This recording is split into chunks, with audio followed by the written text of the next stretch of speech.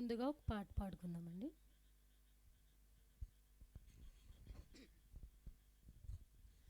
దయగలిగిన సామి ఓ యేసయ్యా, భయభక్తితో నిన్ను కొలిసేమయ్యా.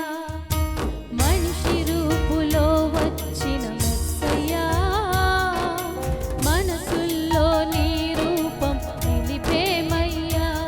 నీకెరుకలేంది ఏమున్నది మా లోపల, నీ కనికరం లేకపోతే బతికేదెలా. నీకెరుకలేంది ఏమున్నది మా లోపల, నీ కనికరం లేకపోతే బతికేదెలా. దయగలిగిన సామి ఓ యేసయ్యా, భయభక్తితో నిన్ను కొలిసేమయ్యా. మనిషి రూపులో వచ్చిన మెస్సయ్యా, మనసుల్లో నీ రూపం నిలిపేమయ్యా.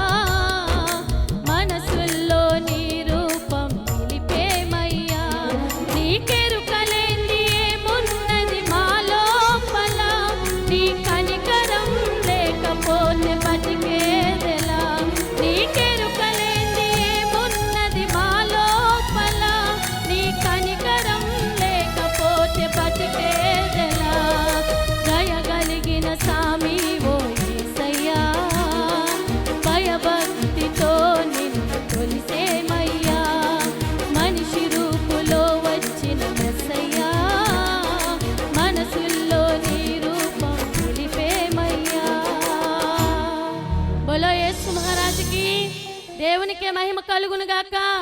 Happy Christmas, happy Christmas, merry Christmas, happy merry Christmas, merry happy Christmas, happy happy happy Christmas,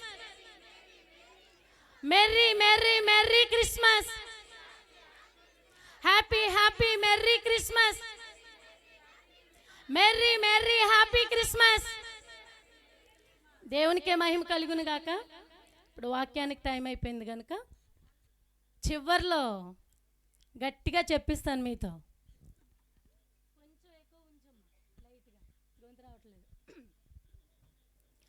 సరేనండి, మరి కొన్ని నిమిషాలు దేవుని వాక్యాన్ని విందాము. దేవుని వాక్యాన్ని వినడానికి ఎంతమంది సిద్ధంగా ఉన్నారు? దేవునికి స్తోత్రం. మరి వాక్యాన్ని చదువుకుందాము. మొదటి దినవృత్తాంతముల గ్రంథము 5వ అధ్యాయము 2వ వచనాన్ని చదువుకుందాము. మొదటి దినవృత్తాంతముల గ్రంథము 5వ అధ్యాయము 2వ వచనం.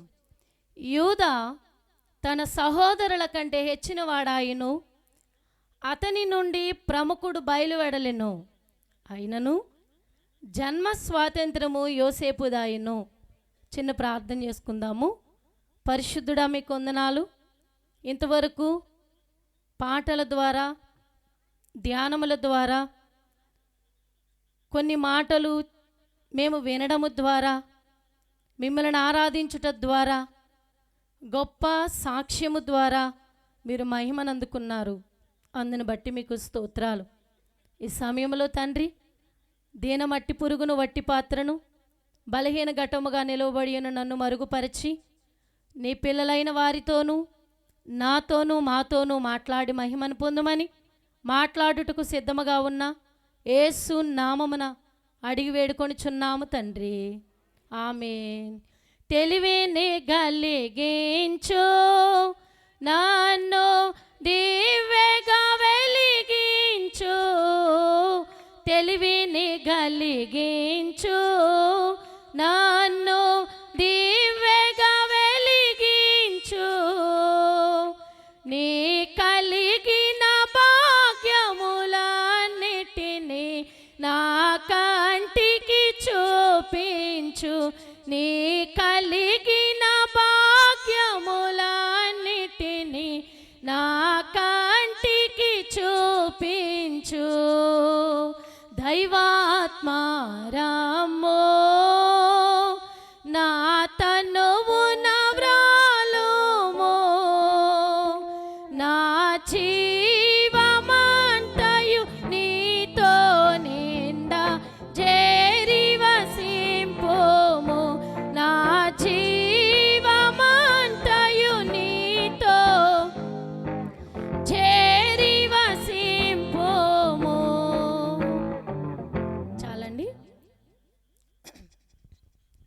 దేవదేవుడు ఈ వాక్యములో నుండి మనతో మాట్లాడి మహిమను పొందునుగాక. ఆమేన్.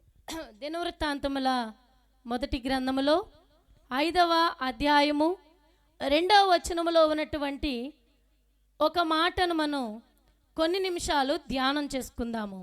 2వ వచనంలో యూదా తన సహోదరుల కంటే హెచ్చిన వాడాయను, అతని నుండి ప్రముఖుడు బయలువెడలెను. దేవునికే మహిమ కలుగునుగాక. బోలో యేసు మహారాజుకి. ఎవరిలో నుండి ప్రముఖుడు బయటకు వచ్చాడంట? యోధా గారిలో నుండి ప్రముఖుడు బయలువెడలెను. ఎవరు ఆ ప్రముఖుడు? అక్కడ ఒక మాట వ్రాయబడి ఉంది. యోధా తన సహోదరులందరికంటే హెచ్చినవాడాయను. ఎందుకు హెచ్చినవాడయ్యాడు? హెచ్చినవాడంటే ఏంటి? అందరికంటే గొప్పవాడు, అందరికంటే ఉన్నతమైనవాడు, అందరికంటే ఘనమైనవాడు, అందరికంటే పేరుగాంచినవాడు. ఇలాంటి వారిని హెచ్చినవాడు అంటారు. అంటే అధికమైన వారిని, అత్యధికమైన స్థితిలో ఉన్నవారిని హెచ్చినవారు, హెచ్చైన స్థితిలో ఉన్నవారు అని అంటూ ఉంటారు. అయితే ఈ యూదా గారి గురించి అందరికంటే లేక వారి అన్నదమ్ముల కంటే కూడా ఆయన ఎలా ఉన్నారంట? హెచ్చిన వారుగా ఉన్నారు. అంటే ఆయన గొప్పవారుగా కనబడుతూ ఉన్నారు. ఎందుకు ఆయన గొప్పవారయ్యారు? ఎందుకు ఆయన హెచ్చిన వారయ్యారు? ఎందుకు అంటే అక్కడే వ్రాయబడింది, అతనిలో నుండి ప్రముఖుడు బయలువెడలెను. దేవునికే మహిమ కలుగునుగాక. ఇప్పుడు యోధా గారిలో నుంచి వచ్చిన ప్రముఖుడు ఎవరు? యోధా కుమారుడు అంటారా? యోధాలో నుండి వచ్చిన వారు ఎవరు? ఎవరు? యోధా గోత్రపు సింహమైనటువంటి మన యేసు క్రీస్తు ప్రభుల వారు. దేవునికే మహిమ కలుగునుగాక. యేసు క్రీస్తు ప్రభు ఈ యోధా గోత్రంలో నుండి వచ్చారు గనుక యోధా హెచ్చినవాడుగా కనబడుతున్నాడు. యోధా గోత్రంలో నుండి మన ప్రభు జన్మించారు గనుక యోధా అత్యధికమైనటువంటి స్థితిలో ఉన్నట్లుగా కనబడుతూ ఉన్నారు. అంటే ఎవరిలో అయితే యేసు క్రీస్తు ప్రభు ఉద్భవిస్తారో. క్రిస్మస్ అంటే ఏంటి? క్రిస్మస్ అంటే ఏంటి? పండుగ చేసుకోవడం అనేది మనందరికీ తెలుసు. అంటే ఇంటి పండుగ, ఒంటి పండుగ, పంటి పండుగ, కంటి పండుగ అండి. ఇలా చాలా రకాల పండుగలు ఉంటాయి. పండుగ అనగానే ఇంటిని శుభ్రం చేస్తుంటాము, మంచి మంచి వస్త్రాలు ధరించి ఒంటి పండుగ కూడా చేస్తూ ఉంటాము. కంటికి ఇంపుగా ఉంటుంది కనుక కంటి పండుగ కూడా జరుగుతూ ఉంది. పంటి పండుగ కూడా, పండుగ అనగానే రకరకాల రుచికరమైన వంటలన్నీ చేసుకుంటూ ఉంటాం కాబట్టి ఇది పంటి పండుగ. ఇన్ని రకాల పండుగలు జరుగుతున్నాయి. అయితే ఇది మాత్రమే క్రిస్మస్ పండుగ కాదండి. క్రిస్మస్ అంటే ఏంటి? క్రిస్మస్ అంటే ఏంటి? క్రీస్తును ఆరాధించడము, క్రీస్తును పూజించడము. ఎక్కడుంటే పూజిస్తాము? మన అంతరంగాలలో ఉంటే పూజిస్తాము. ఎవరిలో ఉంటే ఆయన హెచ్చినవాడయ్యాడో.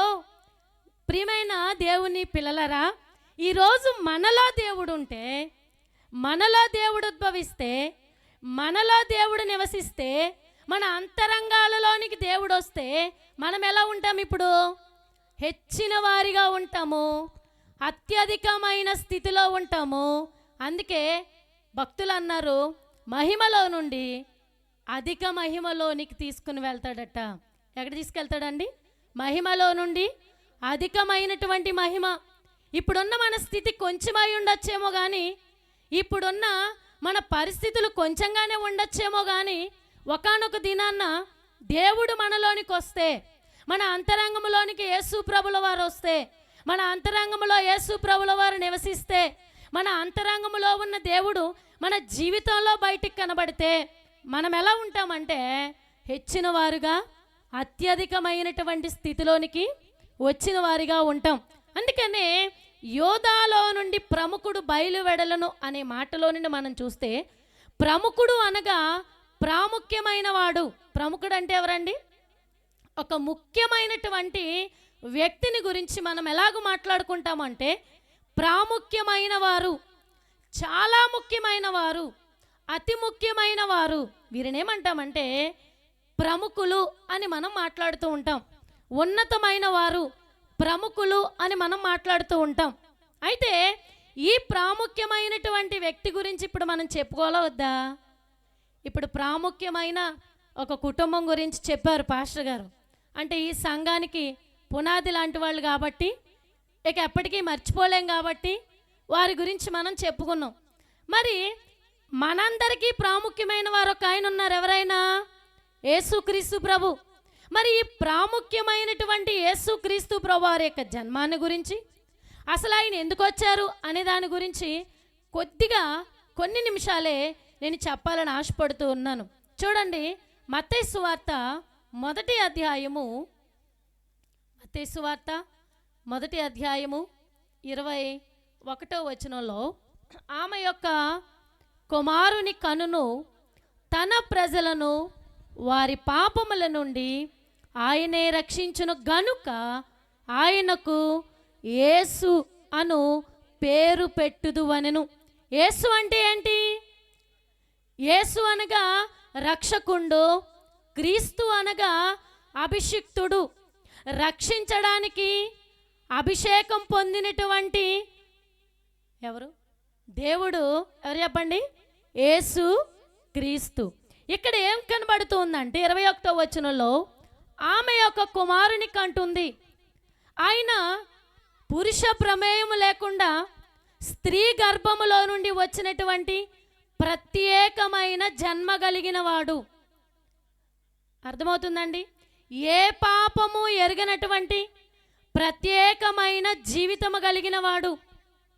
ఎవరూ చేయలేనటువంటి అద్భుతాలు చేసినా, చేయబోతున్నా, ఇకపై చేయబోతున్నా, చేస్తూ ఉన్న ప్రత్యేకమైనటువంటి గొప్ప దేవుడు. మరి గొప్పవారి గురించి, ప్రత్యేకమైన వారి గురించి మనం మాట్లాడుకోవాలి కాబట్టి ఆయనలో ఉన్నటువంటి ఒక ప్రత్యేకమైనటువంటి లక్షణం ఏమిటి అంటే, వారి పాపాల నుంచి ఆయన తన ప్రజలైన వారి పాపాల నుండి ఎవరైతే క్రీస్తును ఆశ్రయిస్తారో, ఎవరైతే యేసుక్రీస్తు ప్రభుల వారి యొక్క శిలువ చెంతకు చేరతారో, ఆ శిలువ రక్తంలో కడగబడడానికి ఇష్టపడతారో, ఎవరైతే క్రీస్తు యొద్ద మోకాళ్ళుని వారి యొక్క పాపములు ఒప్పుకొని నీవే నా దిక్కు అని ప్రార్థన చేస్తారో, వారి యొక్క పాపములు క్షమించడానికి ఏకైక అర్హత కలిగినటువంటి దేవుడెవరు? యేసు క్రీస్తు ప్రభు ఒక్కరే.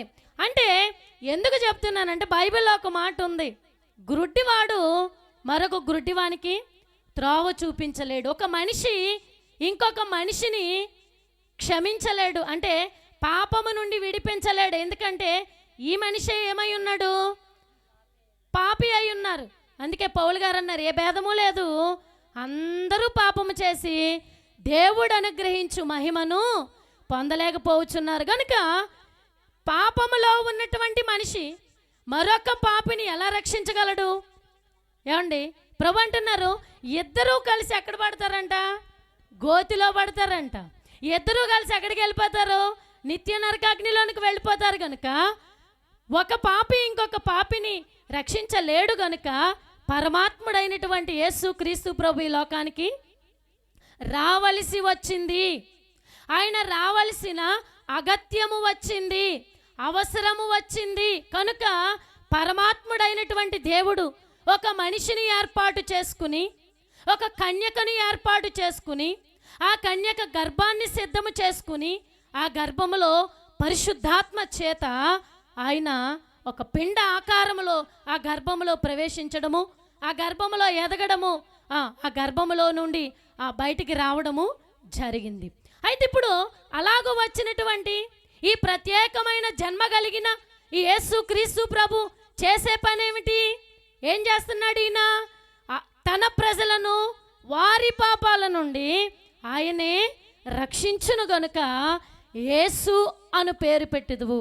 ప్రియులారా, ఎవరి ఉద్యోగాన్ని బట్టి వారికి పేర్లు ఉంటాయి, అవునా కదా? అందరూ మనుషులే కదా. ఎవరి ఉద్యోగాన్ని బట్టి వారికి డాక్టర్ గారు అయితే డాక్టర్ గారు అంటాం, పోలీస్ అయితే పోలీసు అంటాం, అవునా? వారి ఉద్యోగాన్ని బట్టి, వారి స్థితిని బట్టి మనం, అంతేగాని వారి పేరు అది కాదు కదా. వారి పేరు అది అంటారా? వారి పేరు అది కాదు. వారి ఉద్యోగరీత్యా వచ్చినటువంటి ఆ పేరును బట్టి, దానిని బట్టి డాక్టర్ గారు అండి, అలాగండి, ఇలాగండి అని మనం పిలుస్తూ ఉంటాం, అవునా? డాక్టర్ గారు, టీచర్ గారు. అయితే యేసు అనే పేరు అర్థం ఏంటి?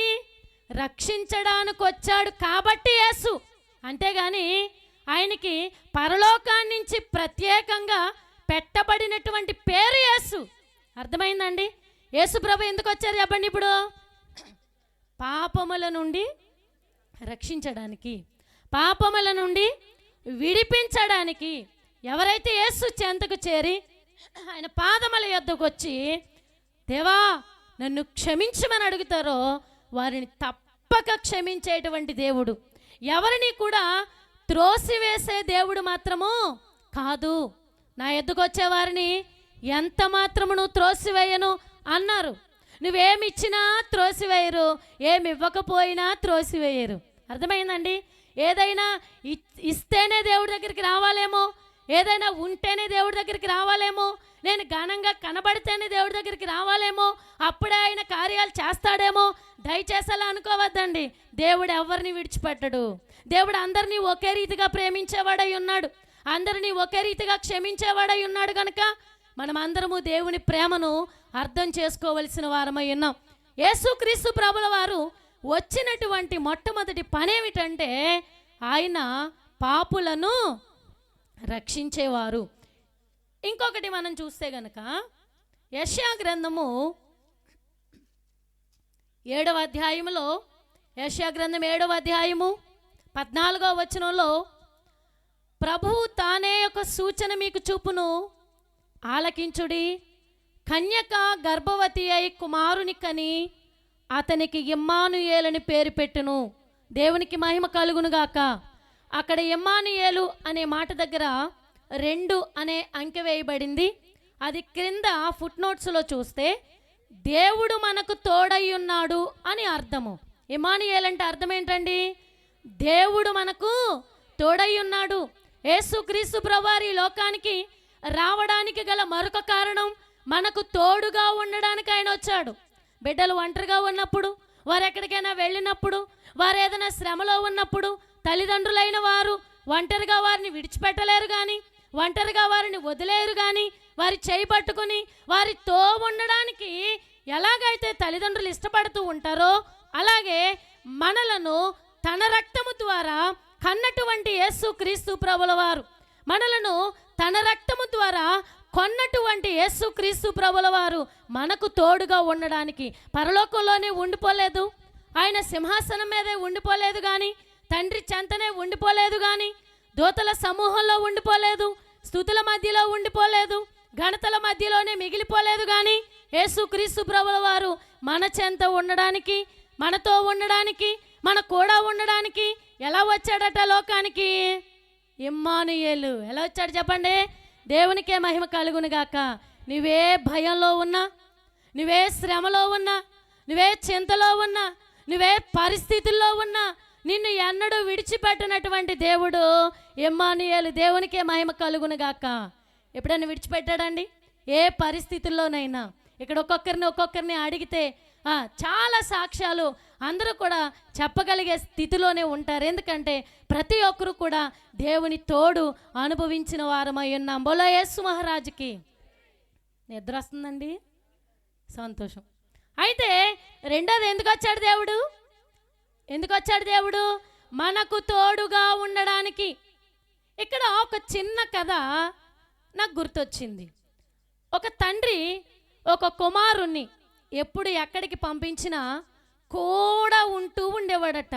వారి అమ్మమ్మ గారింటికైనా, లేకపోతే హాస్టల్కి పంపించినా, ఎక్కడికి పంపించినా ఈ తండ్రి ఎప్పుడు కూడా వెళ్ళి దిగబెట్టి వస్తూ ఉండేవాడట. ఒకానొక దినాన్న కొడుకు అన్నాడంట, నాన్నగారండి నేనే వెళ్ళొచ్చేస్తాను, మీరు రానవసరం లేదు, ఎందుకంటే నేను కొంచెం పెద్దవాడిని అయ్యాను కాబట్టి మీరు రానవసరం లేదు అని అన్నాడట. సరే, తనయుని కోరిక ఎందుకు కాదనాలి అని ఈ తండ్రి ఏం చేశాడంటే ఒక లెటర్ రాసి ఆ లెటరు ఈ బాబు చేతికిచ్చి, బాబు నువ్వు ఒక్కడవే వెళ్తున్నావు కదా, నీకు ఏ పరిస్థితుల్లోనైనా, ఏ కొంచెమైనా, ఎక్కడైనా భయం అనిపిస్తే గనక ఈ లెటర్ ఓపెన్ చేసి చూసుకో, భయం అంతా వెళ్ళిపోతుంది అని చెప్పాడట తండ్రి. సరే నాన్నగారు అన్నాడు. ఆ లెటర్ మడుచుకున్నాడు, జేబులో పెట్టుకున్నాడు, బ్యాగ్ తగిలించుకున్నాడు, ట్రైన్ ఎక్కేశాడు. ట్రైన్ ఎక్కిన తర్వాత ఈ ప్రక్క ఆ ప్రక్క ఉంటారు కదండి, వీళ్ళందరూ మాట్లాడుతూ అంటున్నారట, బాబు నీవు ఒక్కడవే వస్తున్నావా, ఈ ట్రైన్లో దొంగలు ఉన్నారు, పిల్లల్ని ఎత్తుకెళ్ళిపోయే వాళ్ళు ఉన్నారు, చాలామంది హాని చేసేవారు ఉన్నారు, నీవెందుకు ఒక్కడవే వస్తున్నావు, పెద్దవారెవరు రాలేదా అని ఈ బాబుని భయపెట్టడం ప్రారంభించారంట. ఈ అబ్బాయికి ఎలా ఉంటుంది ఇప్పుడు? అసలే క్రొత్త, ఫస్ట్ టైం కదా వాళ్ళ నాన్నగారిని విడిచిపెట్టి వెళ్ళడం. సరే, కొంచెంగా భయం స్టార్ట్ అయింది. వాళ్ళ నాన్నగారు చెప్పిన మాట గుర్తొచ్చింది. ఏమన్నారు వాళ్ళ నాన్నగారు? భయం వేసినప్పుడు లెటర్ తీసుకుని చూసుకోమన్నారు. సరే, ఎందుకైనా మంచిది, నాన్నగారు ఎందుకు చెప్పారో అని భయపడుతూనే ఆ జేబులో ఉన్నటువంటి లెటర్ తీసి చదవడం ప్రారంభించాడంట. అందులో ఏముందంటే, ఒరే బాబు నువ్వు అక్కడవే లేవురా, నీ వెనకాల సీట్లోనే ఉన్నాను నేను అన్నాడంట తండ్రి. దేవునికే మహిమ కలుగునుగాక. బోలో యేసు మహారాజుకి.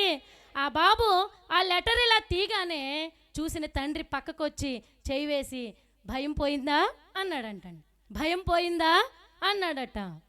ఇప్పుడు తండ్రి విడిచిపెట్టాడా, కూడా ఉన్నాడా? కూడానే ఉంటాడండి. వెళ్ళిపోతామంటే మాత్రం విడిచిపెట్టేస్తామా పిల్లల్ని? విడిచిపెట్టలేం కదా. అలాగే యేసుక్రీస్తు ప్రభువారు కూడా మనకు తోడుగా ఉంటాను అని వాగ్దానం చేసి వచ్చిన దేవుడు కూడా ఏ పరిస్థితుల్లో ఉన్నా చెయ్యి విడిచిపెట్టే దేవుడు మాత్రం కాదండి.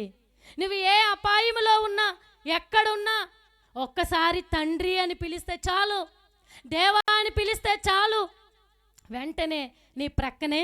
ఎందుకంటే ఆయన చెప్పాడు, ఇమ్మానుయేలుగా నేను వచ్చాను, ఇమ్మానుయేలుగా వచ్చాను. ప్రవక్తల ద్వారా చెప్పినటువంటి మాట నెరవేర్చాడు. ఈ మత్తయి సువార్తలో మనకు కనబడుతుంది, ఆయనకు ఇమ్మానుయేలు అని పేరు పెట్టుదువు. దేవునికే మహిమ కలుగును గాక. దేవుడు మనకి ఏ పరిస్థితుల్లోనైనా దేవుడు మనకు ఎల్లప్పుడూ తోడుగా ఉన్నాడు. పాట పాడడానికి టైం లేదని చదివేస్తున్నాను. దేవుడు మనకి ఎల్లప్పుడూ తోడుగానే ఉన్నాడు. ఎప్పుడు కూడా ఒకానొక దినాన్న ప్రత్యక్షమయ్యాడు అబ్రహాము గారికి. నీతోనే ఉంటాను అన్నాడు, చివరి వరకు విడిచిపెట్టలేదు. మోషే గారికి తోడుగా ఉంటానన్నారు, విడిచిపెట్టలేదు. యెహోషువ, మోషే గారు చనిపోయిన తర్వాత యెహోషువ గారు భయపడుతున్న సమయంలో యెహోషువ గారి దగ్గరికి వచ్చి మాట్లాడుతున్నారు. యెహోషువ, ఎందుకు భయపడుతున్నావు?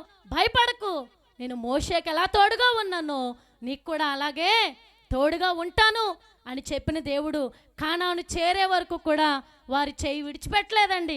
ఈరోజు మీకు కూడా దేవుడు చెప్తున్నాడు, నేను నీకు తోడుగా ఉన్నాను. ఏ పరిస్థితుల్లో అయినా తోడుగా ఉన్నాను. అందరూ విడిచిపెట్టేశారా? దేవుడు తోడుగా ఉన్నాడు. అందరూ నిందలు వేస్తున్నారా? దేవుడు తోడుగా ఉన్నాడు. శ్రమల్లో ఉన్నారా? దేవుడు తోడుగా ఉన్నాడు. అప్పుల్లో మునిగిపోయారా? దేవుడు తోడుగా ఉన్నాడు. మీరు దేవుణ్ణి అడిగితే చాలు. ఎలా అడగాలంటే విశ్వాసంతో అడగాలి. ఎలా అడగాలి? విశ్వాసంతో, నా దేవుడు నాకు సహాయం చేస్తాడు, తప్పకుండా చేస్తాడు అనే విశ్వాసంతో యేసుక్రీస్తు ప్రభువారి వైపు తిరిగి ఒక నమస్కారం చేసి, తండ్రి నాకు సహాయం చేయి అని అడగండి. మరలా వచ్చే సంవత్సరం మీటింగ్లో మీలో చాలామంది సాక్ష్యాలు చెప్తారు. కానీ దేవునికే మహిమ కలుగును గాక. బోలో యేసు మహారాజుకి. Happy Christmas, merry Christmas, happy Christmas, merry Christmas. సరేనండి. దేవుడు ఎందుకు వచ్చాడు? ఒకటి, దేని నుండి?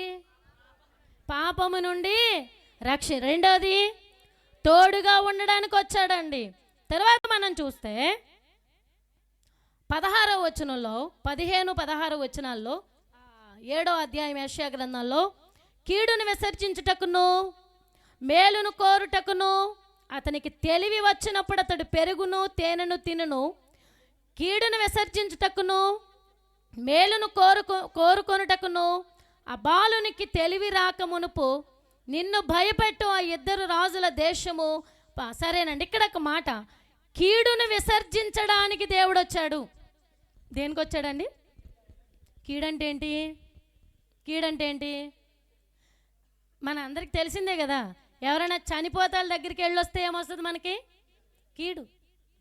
ఏదైనా మెచ్యూర్ ఫంక్షన్కి వెళ్ళొస్తే అక్కడ తినేసి వస్తే ఏమొస్తుంది మనకి? వస్తాయంటారా? వస్తాయా? దేవుణ్ణి కలిగిన వారికి ఏ కీడు రాదు. దేవుణ్ణి ఎరిగిన వారికి, దేవుణ్ణి నమ్మిన వారికి ఏ కీడు రాదు.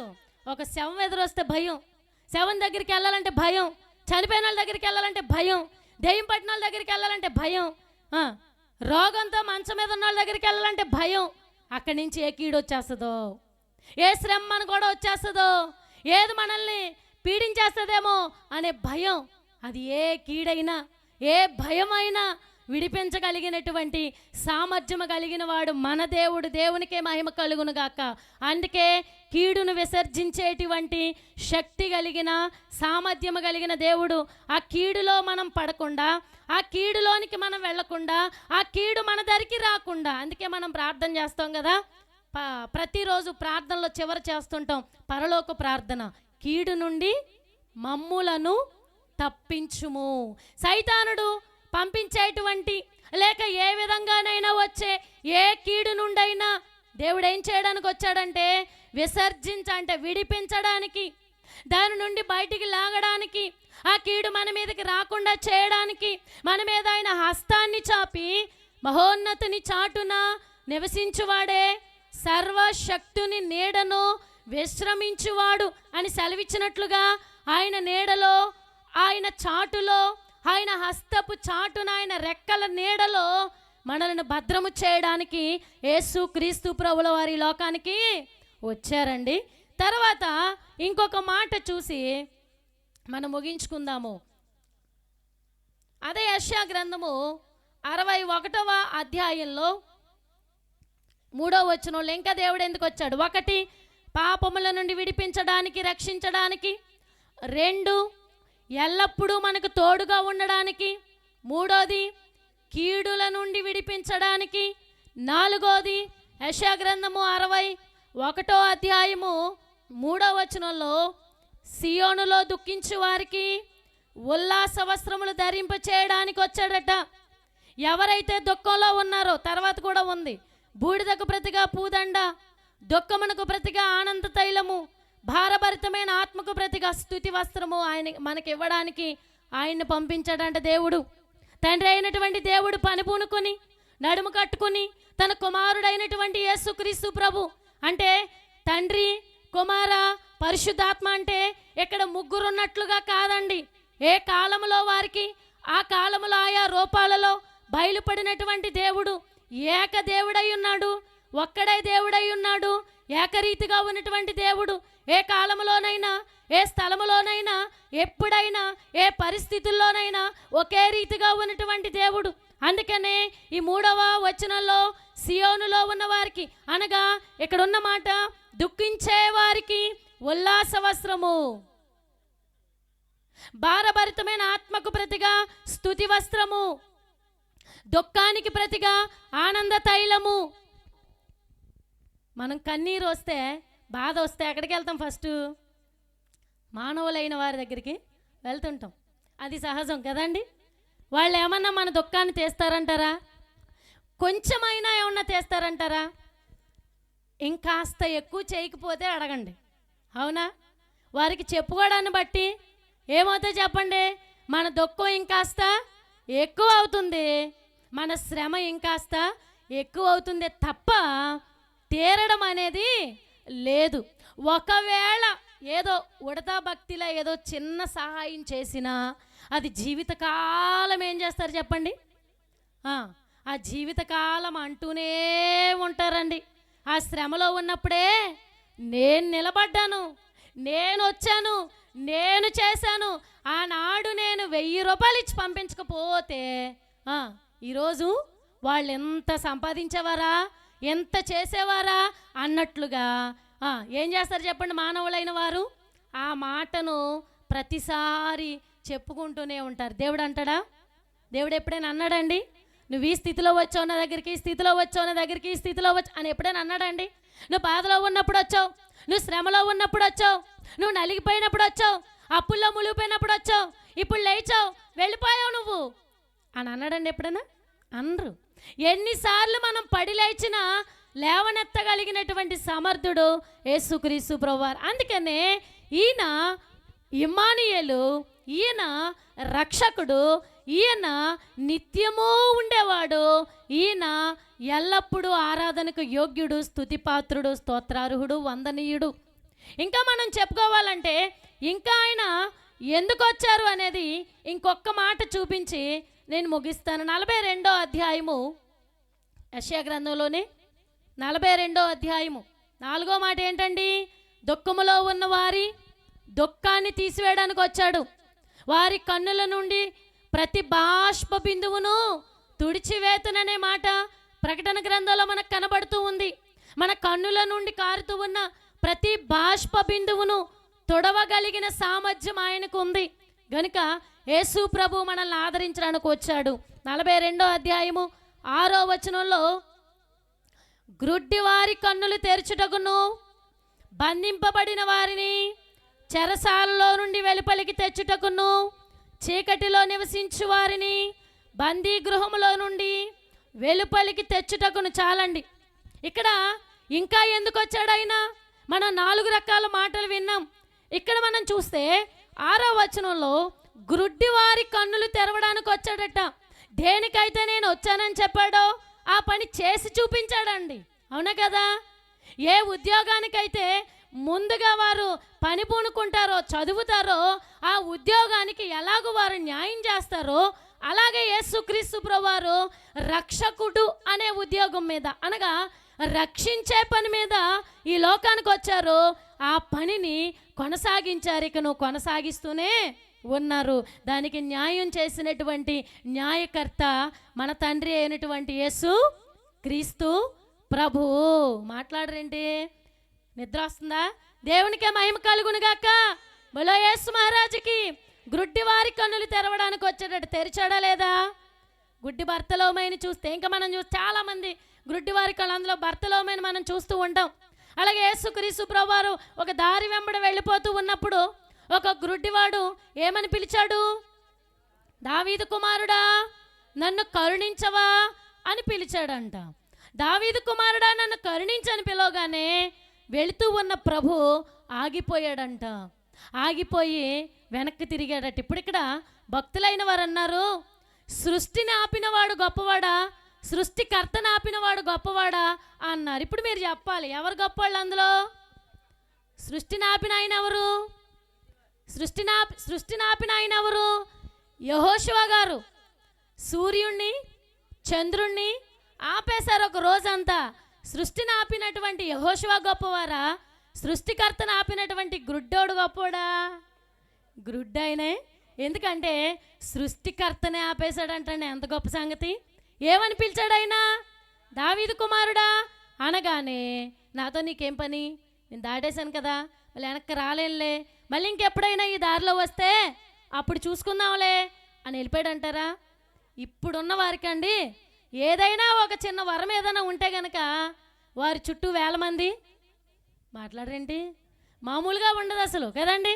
కానీ యేసుక్రీస్తు ప్రభు ఎన్ని అద్భుతాలు చేసినా ఎక్కడా కూడా తనను తాను కనపరుచుకున్నట్లుగా మనం చూడలేదు, మనకు కనపడలేదు కూడా. తండ్రినే మహింపరిచారు కానీ తనను తాను ఎక్కడా? సరే, గ్రుడ్డివారి కన్నులు, ఒకటి శరీర గ్రుడ్డితనాన్ని తీసివేశారు, రెండవది ఆత్మీయ అంధత్వాన్ని కూడా. ఎవరిది ఆత్మీయ అంధత్వము? ఎవరిదండి? మందే అనండి. ఎవరు చెప్పండి? గుడ్డోళ్ళు ఎవరు? మనమే కదండి. దేవుణ్ణి చూడలేని ప్రతి ఒక్కరు ఎవరు చెప్పండి? గ్రుడ్డివారే. దేవుని కార్యాలను చూడలేని వారందరూ గ్రుడ్డివారే. దేవుని మహిమను చూడలేని వారందరూ గ్రుడ్డివారే. కనుక మనందరం గుడ్డి మహాత్ములు అంటున్నాను నేను. ఎవరు చెప్పండి? మనందరం కళ్ళుండి కూడా గ్రుడ్డి మహాత్ములు అన్నమాట, గొప్పవారం. సరే, మన కన్నులు తెరవడానికి వచ్చాడంటే దేవుడు కదండి. అంధత్వంలో ఉన్న వారి కన్నులు తెరవడానికి, అంధకారంలో అంటే చీకటిలో అంటే కళ్ళు లేకపోవడం అంటే చీకటే కదా. అంధకారంలో అంధత్వంలో ఉన్నటువంటి ప్రతి ఒక్కరికి వెలిగివ్వడానికి, ప్రతి వారి కన్నులు వెలిగించడానికి, ప్రతి వారి జీవితం వెలిగించడానికి దేవుడి లోకానికి వెలుగుగా వచ్చాడండి. ఎలా వచ్చాడండి? వెలుగుగా. వెలుగైనటువంటి దేవుడు ఈ లోకానికి నిజమైన వెలుగుగా యేసుక్రీస్తు ప్రభు వచ్చారు. అందుకే గ్రుడ్డివారి కన్నులు తెరిచినటువంటి దేవుడు. మరొక చోట ఇంకో గ్రుడ్డివాడిని దగ్గరకు పిలిచి ఉమ్ము వేసి బురద చేసి ఆ బురద అతని కన్నులకు పూసి సిలోయమును కోనేటిలో కడుక్కొనమని పంపించారు. సిలోయము అనే మాటకు అర్థం ఏమిటంటే పంపబడినవాడు అని అర్థం. అక్కడ ఒక అక్షరం వేసి దాని క్రింద ఫుట్ నోట్స్లో ఆ అర్థం ఉంటుంది, పంపబడినవాడు అని అర్థం. ఎవరు పంపబడినవాడు? యేసుప్రభు ఇక్కడ ఉంది కదా, నేనే నిన్ను పంపానని ఉంది కదా, నేనే నిన్ను నియమించానని ఉంది కదా. ఈ వచనంలో పంపబడిన వాని యొక్క రక్తములో కడగబడిన ఆ గ్రుడ్డివాడు ఎలాగైతే కన్నులు కలిగిన వాడిగా, ఎలాగునైతే చూపు కలిగిన వాడిగా అయ్యాడో, ఈరోజు మనము కూడా పంపబడినటువంటి యేసుక్రీస్తు ప్రభుల వారి యొక్క రక్తములో మనం కడగబడితే మన కన్నులు తెరవబడతాయి, మన అంధత్వం పోతుంది, మన జీవితం వెలుగుమయమంగా ఉంటుంది, మన అంతరంగం వెలుగుతూ ఉంటుంది. మోషే ముఖం వెలిగినట్లుగా మన ముఖం వెలుగుతూ ఉంటుంది. కనుక ప్రియమైన వాళ్ళరా, మనము మన గ్రుడ్డితనాన్ని తొలగించుకోవలసిన వారమై ఉన్నాం. దేవునికే మహిమ కలుగును గాక. గుడ్డివారి కన్నులకు వెలుగునివ్వడానికి 5వది. తర్వాత మనం చూస్తే బంధించబడిన వారిని, చెరసాలలో ఉన్న వారిని విడిపించడానికి, బంధకాల్లో ఉన్న వారిని, ఏ బంధకాల్లో ఉన్నా సరే ఆయన సామర్థ్యం కలిగిన వాడు. ఈ బంధకాల గురించి మనం చెప్పుకోవాలంటే దెయ్యాలు పట్టినవాడు, శానా దెయ్యములు పట్టినవాడు కనబడుతూ ఉంటాడు. మార్కు సువార్త 5వ అధ్యాయంలో ఆయన కనబడుతుంటాడు. అతని బంధకాలు సామాన్యమైనటువంటి బంధకాలు కాదండి, ఎవరు విడిపించలేనటువంటి బంధకాలు. అందరూ విడిచిపెట్టేశారు. ఎక్కడ విడిచిపెట్టారు? సమాధుల దొడ్లోకి వెళ్ళిపోయాడు. గ్రామం వారు పట్టించుకోవడం మానేశారు. కుటుంబం అంతా విడిచిపెట్టేశారు.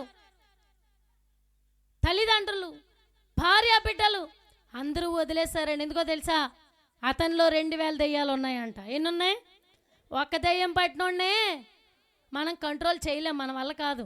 ఇక 2000 దెయ్యాలు అతనిలో ఉన్నాయంటే అతన్ని ఎవరు కంట్రోల్ చేయగలరు? అందుకే సాతాను బంధకాల్లో ఉన్నటువంటి ఈ వ్యక్తిని విడిపించడానికి పరుగున వెళ్ళాడండి మన దేవుడు. ఎవరు వెళ్ళలేదు కానీ, ఎవరు ఆయన అడగలేదు కానీ, ఎవరు ఆయన్ని బ్రతిమలాడలేదు కానీ, ఎవరు ఆయనకు ప్రార్థన చేయలేదు, ఇతన్ని విడిపించిన ఆయన అనేటువంటి మనవి ఈ శానాదయములు పట్టిన వాని యొక్క విషయంలో లేదు. కానీ యేసు ప్రభు వెతుక్కుంటూ వెళ్ళాడు. ఈరోజు మనం ఏ స్థితిలో ఉన్నా ఆయనే వస్తాడండి. ముందు మనం వచ్చామా, ఆయన వచ్చారా? ఆయనే మనల్ని వెతుక్కుంటూ వచ్చారు. ఏదో ఒక విధంగా మనల్ని ఆకర్షించే విధంగా ఆయన ఈ లోకానికి వచ్చారు. అందుకనే బంధకాల్లో ఉన్నటువంటి మనలను విడిపించడానికి, అవి ఏ బంధకాలైనా సరే, మనం వాటిలో నుండి బయటికి రాలేకపోతున్న బంధకాలైనా సరే, ఎందులో అయితే మనం కూరుకుపోయామో అటువంటి బంధకాలైనా సరే విడిపించడానికి వచ్చినటువంటి యేసుక్రీస్తు ప్రభు, చెరలో నుండి విడిపించడానికి వచ్చినటువంటి యేసుక్రీస్తు ప్రభు. నడుము వంగిపోయినటువంటి స్త్రీ విషయంలో లోకాస్వార్తలా కనబడుతుంది. ఇవిడ నడుము వంగిపోయిన, అక్కడ అంటారు ప్రభు, సాతాను బంధకాల్లో ఉన్న ఈమె అబ్రహాము కుమార్తె అని ప్రభు చెప్తారు. ఆమె నడుము మీద అలా చేయి వేయగానే ఆమె లేచి నించున్నట్లుగా 18 సంవత్సరాల నుంచి నడుము వంగిపోయిందంట. 18 సంవత్సరాల నుంచి సాతాను బంధకాల్లో ఉంది. 18 సంవత్సరాల నుంచి అలా వంగిపోయింది. నిటారుగా నిలవబడలేకపోతుంది. తన పని తాను చేసుకోలేకపోతుంది. చాలా బాధ, చాలా వేదన. ఒకానొక దినాన దేవుడు దర్శించగానే ఆమె లేచి నిటారుగా నిలబడింది. దేవునికే మహిమ కలుగునుగాక. ఈరోజు మనము కూడా లేవలేని పరిస్థితుల్లో ఉన్నప్పటికీ, లేవలేకపోవడం అంటే మంచం మీద నుంచే కాదండి, మన పరిస్థితుల్లో నుంచి కూడా కొంతమంది బయటికి రాలేని పరిస్థితుల్లో ఉన్నారు. కొంతమంది దేని నుండి విడిపించుకోలేని స్థితిలో ఉన్నారు. కొంతమంది ఈ బ్రతుకెందుకిక, చనిపోతే మంచిదేమో అనిపించేటువంటి స్థితిలో ఉన్నారేమో. చెప్పలేం కదా ఎవరి పరిస్థితి ఎలా ఉంటుందో. పైకి బాగానే ఉండొచ్చు కానీ, పైకి నవ్వుతూనే ఉండొచ్చు కానీ, పైకి చాలా సంతోషంగా కనబడచ్చు కానీ, అంతరంగాల్లో ఎంత బాధ ఉందో ఎవరికి తెలుసండి? అవన్నీ ఎరిగిన వాడు ఎవరు చెప్పండి? దేవుడు, మనిషి కాదు. కాబట్టి ఆయన బంధకాల్లో ఉన్నవారిని, చెరలో ఉన్న వారిని విడిపించడానికి, చివరిగా 7వది, చీకటిలో నివసించే వారికి, బందీ గృహంలో నుండి వెలుపలికి తేవడానికి, అంటే చీకటిలో ఉన్న వారికి వెలుగునివ్వడానికి, ఈ లోకానికి వెలుగుగా వచ్చినటువంటి దేవుడు. ఆయన ఎవరు? నేనే నిజమైన వెలుగు అన్నారు. ఆయన వెలుగై ఉన్నారు కనుక వెలుగు కలుగునుగాక అని పలికినటువంటి దేవుడు వెలుగై ఉన్నారు కనుక మనలను వెలిగించడానికి, మన ఆరిపోయినటువంటి ఆత్మదీపాలు వెలిగించడానికి, మన ఆరిపోబోతున్నటువంటి మన జీవితాలను వెలిగించడానికి, ఏ విధమైన పరిస్థితుల్లో మనం ఉండిపోయామో అందులో నుంచి పైకి లేవనెత్తడానికి దేవుడు మనల్ని వెతుక్కుంటూ ఈ లోకానికి వచ్చారు. ఒకసారి నేను చెప్తే నేను వెళ్ళిపోయి కూర్చుంటాను. ఒకటి, మొత్తం అందరూ చెప్పాలి. ఒకటి, పాపముల నుండి రక్షించడానికి అనగా విడిపించడానికి వచ్చారు. 2, తోడుగా ఉండడానికి వచ్చారు. 3వది, కీడుల నుంచి తప్పించడానికి వచ్చారు. 4వది, దుఃఖము నుండి విడిపించడానికి వచ్చారు. 5వది, గ్రుడ్డివారి కన్నులు. 6వది, చెరలో ఉన్నవారిని విడిపించడానికి వచ్చారు. 7వది, చీకటిలో ఉన్నవారిని, యెషయా గ్రంథం 9వ అధ్యాయంలో కూడా ఉంటుంది, చీకటిలో నడుచు జనులు గొప్ప వెలుగును చూచారు. మరణ స్థాయి గల దేశ నివాసుల మీద వెలుగు ప్రకాశించెను అనే మాట అక్కడ మనకు కనబడుతుంది. కాబట్టి చీకటిలో నడిచే జనులు గొప్ప వెలుగును చూచారు. చీకటిలో ఉన్నవారు ప్రభు మహిమను చూచారు. ఆ దినాల్లో అంధకారంలో కూరుకుపోయినటువంటి ప్రతి ఒక్కరు కూడా వెలుగుగా వచ్చినటువంటి ప్రభువును చూచి ఆరాధించారు, స్తుతించారు, మహిమపరిచారు, పొగిడారు, కొనియాడారు, గణపరిచారు, సాగిలపడ్డారు, కానుకలు ఇచ్చారు, వారి హృదయాలు విప్పారు, పూజించారండి. 2 సంవత్సరాల తర్వాత వచ్చి కూడా దేవుని ఏం చేశారంటే పూజించిన వారిగా కనబడుతున్నారు. కనుక మనమందరము కూడా దేవుణ్ణి ఎరిగిన వారిగా కాదు. ఎలా ఉండాలి? ఎరిగిన వారిగా కాదు మనం ఉండడం. ఎలా ఉండాలి? దేవుణ్ణి కలిగిన వారిగా ఉండాలి. అంటే దేవుణ్ణి ధరించుకున్న వారిగా ఉండాలి. మనలో నుండి దేవుణ్ణి లోకానికి చూపించేవారిగా ఉండాలి. ఈ వెలుగును లోకానికి ప్రసరింపచేసేవారిగా ఉండాలి. దేవుణ్ణి లోకానికి పరిచయం చేసేవారిగా ఉండాలి. కనుక మనల్ని అలాగూ తయారు చేయడానికి దేవుడి లోకానికి ఇన్ని రూపాల్లో వచ్చారండి. నా వెనకాల అయ్యగారు ఉన్నారు కాబట్టి నేను ఇంక ముగిస్తున్నాను. మరి దేవుడు ఎందుకు వచ్చారనేది మీరు చాలా ఇంటికి వెళ్ళిన తర్వాత ఇంకా ఈ వాక్యాలన్నీ కూడా మరలా చదువుకొని వాటిని ధ్యానం చేసుకుంటే ప్రభు ఇంకా గొప్ప వివరణ మీ అందరికీ అందిస్తారు. దేవునికే మహిమ కలుగునుగాక. పరిశుద్ధుడా వందనాలు.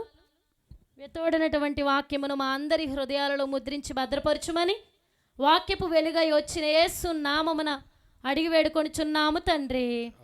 ఆమేన్. ఈ అవకాశం ఇచ్చిన అయ్యగారికి నా వందన మరణాతలు చెల్లిస్తున్నాను. మరి ఓపికగా ఉన్న మీ అందరికీ మరణాత మరణాత మరణాత. ఒక ప్రత్యేకమైన పాట యోసేపు గారు పాడి వినిపిస్తారు.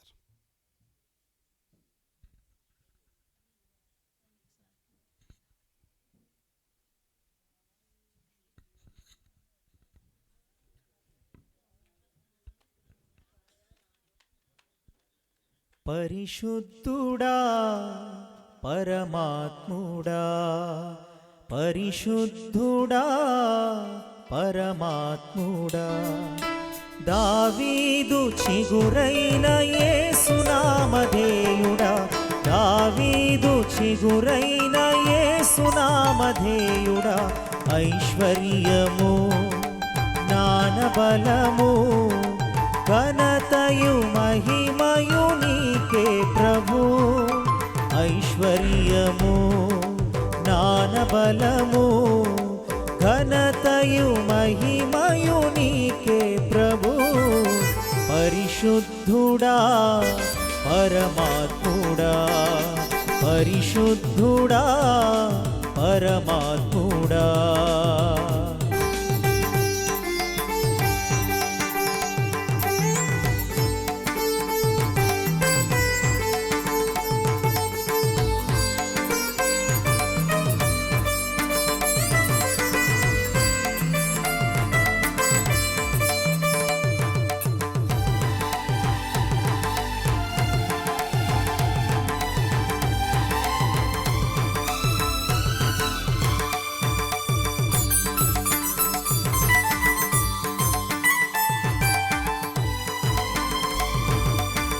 పరలోకమందున సింహాసనమున ఆసీనుడైన ఓ దివ్య తేజుడా,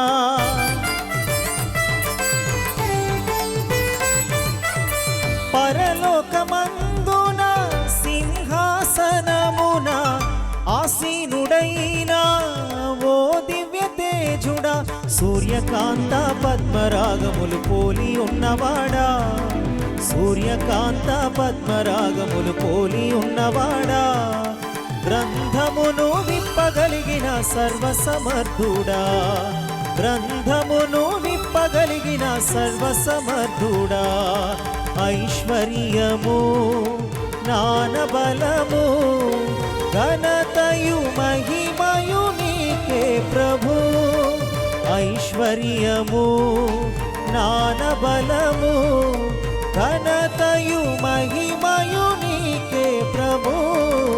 పరిశుద్ధుడా పరమాత్ముడా, పరిశుద్ధుడా పరమాత్ముడా. పరమాత్ముడా.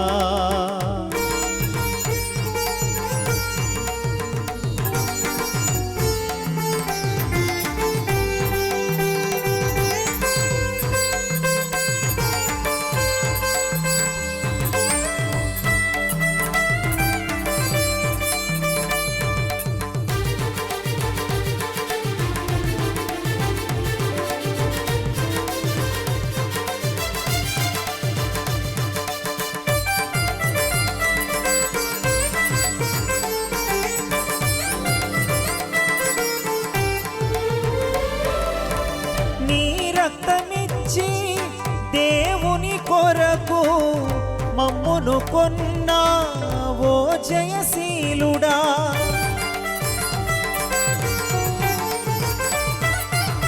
నీ రక్తమిచ్చి దేవుని కొరకు మమ్మును కొన్నా ఓ జయశీలుడా.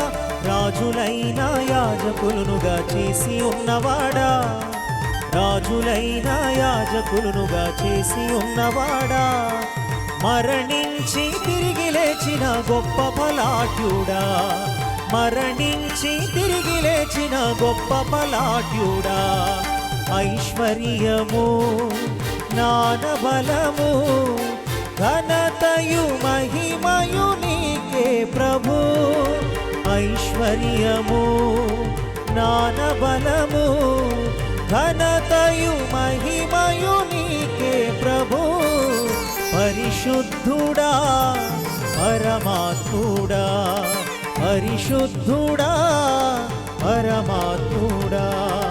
దావీదు చిగురైన యేసు నామధేయుడా, దావీదు చిగురైన యేసు నామధేయుడా.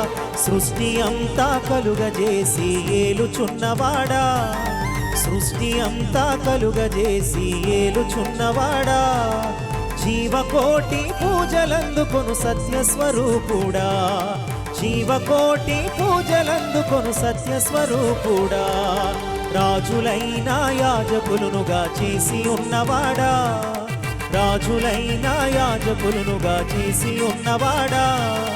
మరణించి తిరిగి లేచిన గొప్ప బలాఢ్యుడా, మరణించి తిరిగి లేచిన గొప్ప బలాఢ్యుడా. సృష్టి అంతా కలుగజేసి ఏలుచున్నవాడా, ఈ సృష్టి అంతా కలుగజేసి ఏలుచున్నవాడా. జీవకోటి పూజలందుకొను సత్యస్వరూపుడా, జీవకోటి పూజలందుకొను సత్యస్వరూపుడా. ఐశ్వర్యము జ్ఞానబలము ఘనతయు మహిమయు నీకే ప్రభు. ఐశ్వర్యము జ్ఞానబలము ఘనతయు మహిమయు నీకే ప్రభు. మా ఘనతయు మహిమయు నీకే ప్రభు, మా ఘనతయు మహిమయు నీకే ప్రభు. మా ఘనతయు మహిమయు నీకే ప్రభు. దావీదు చిగురైన యేసు నామధేయుడా, సృష్టి అంతా కలుగజేసి ఏలుచున్నవాడా, ఈ సృష్టి అంతా కలుగజేసి ఏలుచున్నవాడా. మరణించి తిరిగి లేచిన గొప్ప బలాఢ్యుడా, మరణించి తిరిగి లేచిన గొప్ప బలాఢ్యుడా.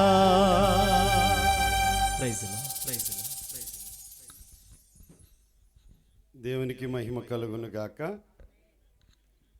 నేను వాక్యం చెప్తాను, ఎవరూ భయపడద్దు. క్యాండిల్ సర్వీస్ చేసుకుని ముగింపు ప్రార్థన చేసుకుందాం. నా ఉద్దేశం ఏంటంటే, ఎవరు చెప్పినా పరిశుద్ధాత్ముడే మన హృదయంలో కార్యాలు చేసేవాడు. నేను మార్చాను అంటాకి ఎవరి వల్ల కాదు. హృదయాన్ని మార్చేది ఎవరు చెప్పండి? ఆయన కార్యం చేయాలి. దేవుడికి మహిమ కలుగును గాక. కానీ 10 గంటల వరకు కూటమన్నాం కనుక 5 నిమిషాలు ఉంది. నా ఫోటో పెద్ద ఫోటో ఎంచుకున్నాను కాబట్టి కనీసం 5 నిమిషాలని చెప్పి ముగిస్తాను. లోకాసు వార్త 19వ అధ్యాయము 2వ వచనం. లోకాసు వార్త 19వ అధ్యాయము 2వ వచనం చదవండి. అందరూ మూసారు బైబిల్. లోకాసు వార్త 19వ అధ్యాయము 1వ వచనము. ఆయన సంచరించుచు యెరికో పట్టణములో ప్రవేశించి దాని గుండా పోవచ్చుండెను.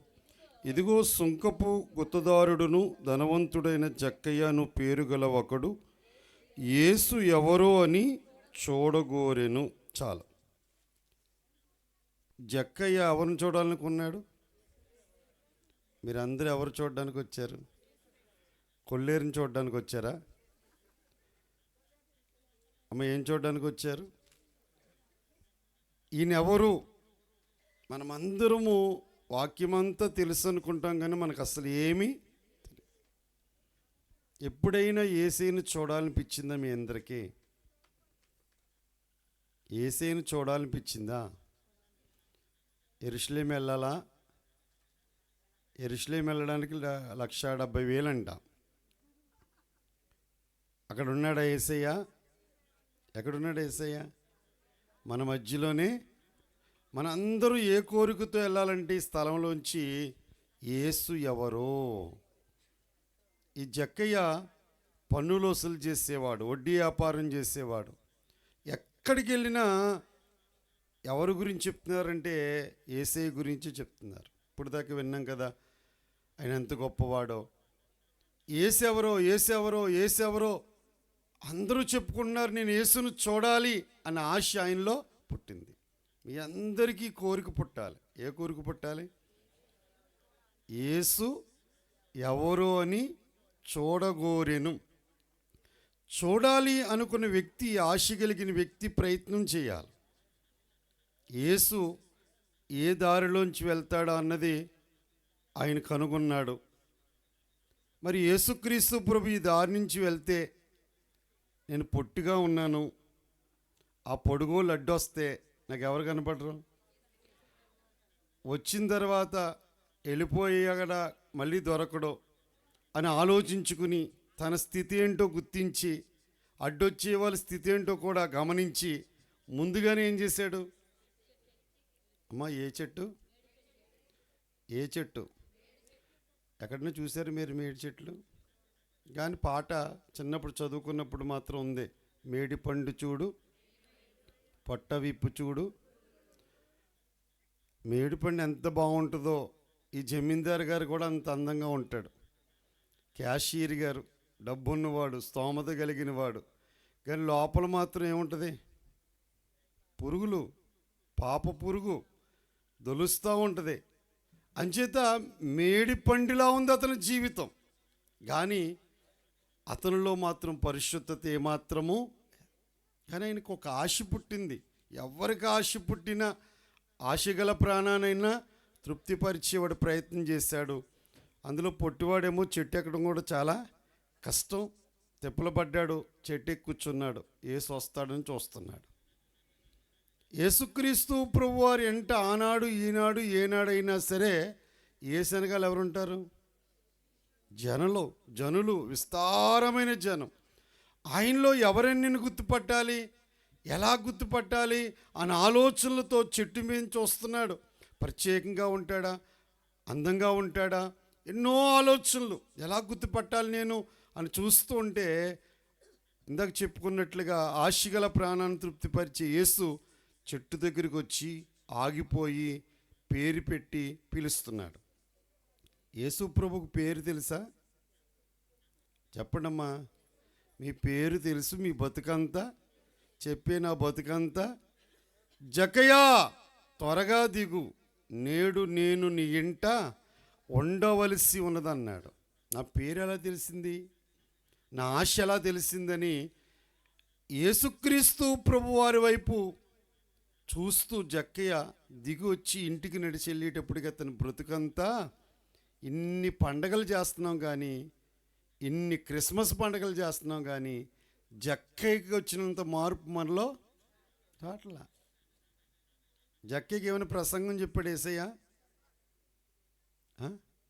జక్కయ్యతో యేసుతో జక్కయ్య నడుచుకుంటూ ఇంటికి వెళ్ళేటప్పటికి ఇంట్లోకి వచ్చిన వెంటనే జక్కయ్యతో ఏసయ్యతో జక్కయ్య చెప్పే మాటలు మనం విన్నప్పుడు ఒకటే మాట, నా ఆస్తి అంతా అమ్మేస్తాను, సగం బీదలకు ఇస్తాను అన్న, మొత్తం కాదు, ఎంత, సగం బీదలకు ఇస్తాను. నేను ఎవరి దగ్గర అన్యాయంగా తీసుకున్నానో వానికి 4 అంతలు, అంటే తను చేసిన తప్పును క్షమాపణ కోరడానికి వంతుకి 4 అంతలు ఇస్తున్నాడు. ఇది పాత నిబంధనలో ఉంది. అందుచేత ఆస్తిని సగం ఇచ్చేస్తాను పేదోళ్ళకి, సగమేమో అన్యాయంగా ఉన్న వాళ్ళకి ఇచ్చేస్తా. ఆయనకి ఏం మిగులుతుంది? యేసు ఒక్కడే మిగులుతాడు. అమ్మా, చివరికి మిగిలేది ఎవరు చెప్పండి? యేసు ఒక్కడుంటే చాలా ఆస్తి కావాలా? చాలామంది అనుకుంటారు యేసు ఉంటే చాలదో, ఏం కావాలి? ఆస్తి కావాలనుకుంటారు. మా సంఘంలో పెద్దలు కూడా ఆస్తినే కోరుకుంటారు. యేసును కోరుకున్నారు. ఈ బైబిల్ మిషన్ అనే సంఘాన్ని స్థాపించిన దైవజనుడు దేవదాసయ్య గారు 120 ఏళ్ళు బతికాడు. ఈ లోకంలో ఆస్తి ఏమీ ఆశపడలేదు ఆయన. ఈ లోకంలో ఆయనకి ఏమీ సెంటు భూమి లేదు, ఇల్లు లేదు, ఏమీ లేదు. యేసుకు కూడా ఏమైనా ఉందంటారు భూమి మీద? బెత్లెహేములో స్థలం ఉందా? నజరేతులో ఉందా?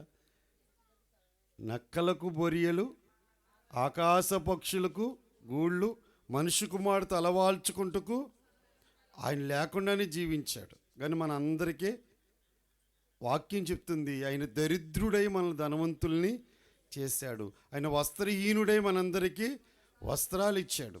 మనల్ని ధనవంతులుగా చేయడానికి ఆయన పేదవాడిగా ఈ లోకంలో జన్మించాడు. యేసును చూడాలన్న ఆశ మీరు కలిగి ఉంటే మీ అందరికీ చెప్పే మాట ఏంటంటే, ఉదయం మీరు ఎప్పుడు లేస్తారో లేచిన వెంటనే కొద్ది సమయం దేవుని సందులో, దేవా నాకు కనబడు, నాతో మాట్లాడు, అందరికీ కనబడు, అందరితో మాట్లాడని దైవధ్యానం చేసుకోండి. జక్కయ్యని పిలిచి జక్కయ్య బ్రతుకును మార్చి జక్కయ్య ఇంటికి రక్షణ ఇచ్చిన దేవుడు ఈ కూడికలో ఏకీవించిన మనందరికీ రక్షణ భాగ్యము దయచేయను గాక. ఆమేన్. అందరూ లేచి నిలబెడదాం. క్యాండిల్స్ మీ దగ్గరికి వచ్చినాయి. క్యాండిల్స్ సర్వీస్ జరుగుతుండగా కేక్ కటింగ్ కోసం కూడా సిద్ధపడదాము. ఈ సమయంలో మరి ప్రసాద్ రాజు గారు కేక్ కటింగ్కి ప్రత్యేక ఆహ్వానం, ఎమ్మెల్యే గారు వెళ్ళలేరు కాబట్టి మనకి ఈరోజు ఆ స్థానంలో మనం ఎవరిని చూసుకోవాలి? అలా ప్రసాద్ రాజు గారి చేత కేక్ కట్ చేద్దాం.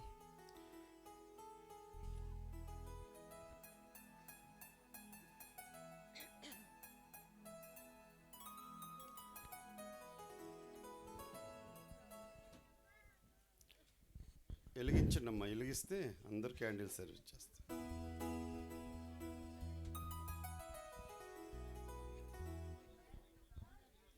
పరమ దైవమే మనుష్య రూపమై ఉదయించెను నా కోసమే, అమర జీవమే నరుల కోసమై దిగి వచ్చెను ఈ లోకమే.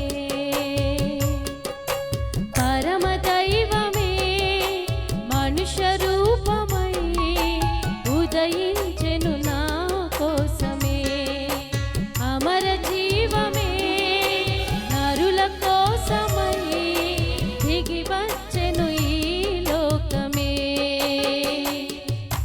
క్రీస్తు పుట్టెను, హల్లెలూయా, క్రీస్తు పుట్టెను, హల్లెలూయా, క్రీస్తు పుట్టెను, హల్లెలూయా. క్రీస్తు పుట్టెను, హల్లెలూయా, క్రీస్తు పుట్టెను, హల్లెలూయా, క్రీస్తు పుట్టెను, హల్లెలూయా. పరమ దైవమే మనుష్య రూపమై ఉదయించెను నా కోసమే, అమర జీవమే నరుల కోసమై దిగి వచ్చెను ఈ లోకమే.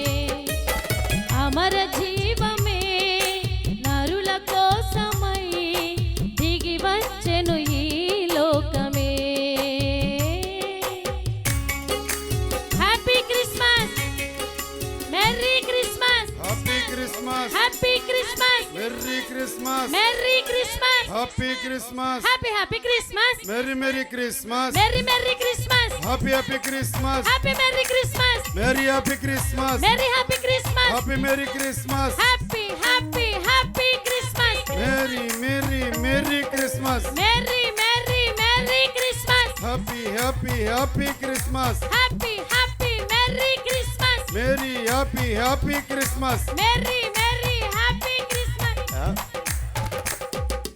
ఆనంద క్రిస్మస్ సంతోష క్రిస్మస్ అనాలి మీరు ఆనంద క్రిస్మస్ సంతోష క్రిస్మస్ సంతోష క్రిస్మస్ ఆనంద క్రిస్మస్ ఆహా క్రిస్మస్ ఓహో క్రిస్మస్ ఆహా ఆహా ఆహా క్రిస్మస్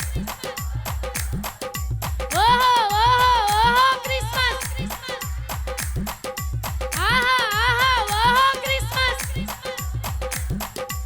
ఓహో ఓహో ఆహా క్రిస్మస్ భలే భలే క్రిస్మస్ భలే భలే Christmas happy Christmas merry Christmas happy happy happy happy happy Christmas merry merry merry merry merry Christmas బోలో యేసు మహారాజుకి క్రీస్తు నేడు పుట్టెను లోక రక్షకుడు నేడు పుట్టెను సర్వాధికారి అయిన దేవుడు నేడు పుట్టెను హల్లెలూయా. దేవునికే మహిమ కలుగును గాక ఆకలేసి క్రిస్మస్ అన్నట్టుంది ఈ సమయంలో. మరి ఈ పక్కనున్న పెద్దలందరూ పైకెక్కి క్రిస్మస్ కేక్ కట్ చేద్దాము. మీది ఆర్పేయచ్చు. క్యాండిల్ సర్వీస్ ఎందుకు చేస్తామంటే యేసుప్రభు ఈ లోకానికి వెలుగుగా వచ్చాడు. కొవ్వొత్తు ఎలాగా వెలుగుతూ కరిగిపోతూ వెలిగిస్తుందో మనం కూడా లోకంలో క్రీస్తుకు వెలుగుగా మనం కూడా కరిగిపోతూ ఆయన కోసం వెలిగించే కృప వెలుగైన దేవుడు మనకు దయచేయను గాక. అందరు రండి.